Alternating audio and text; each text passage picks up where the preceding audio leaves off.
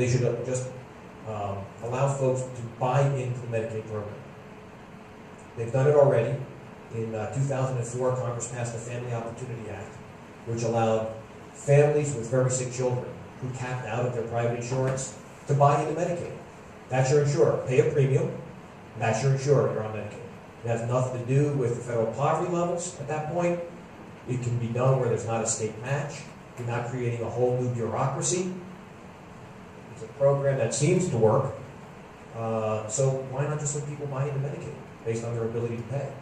And then you spread out that risk amongst the entire risk pool of the Medicaid population all across the region.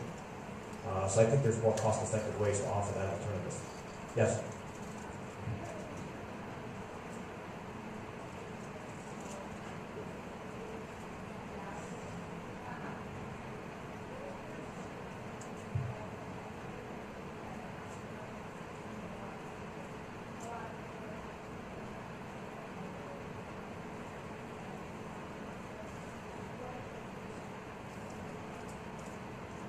Well, the questions about the foreclosure issues, and this will be the last question, so we've got to get out of here for the next class.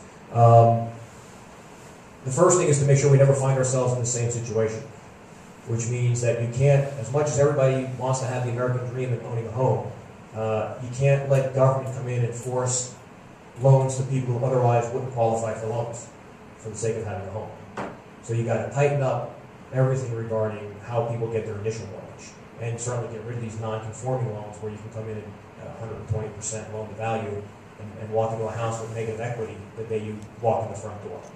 For those that are in their homes, I think that the money that went to the banks should have gone to the individual homeowners to try to keep them in their home. The problem now is that you can't get help until you're 2 and 3 months behind.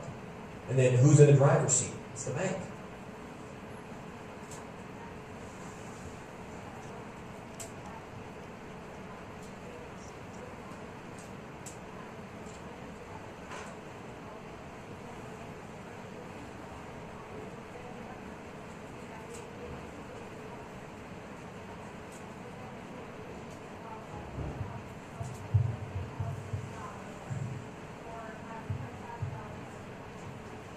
Right.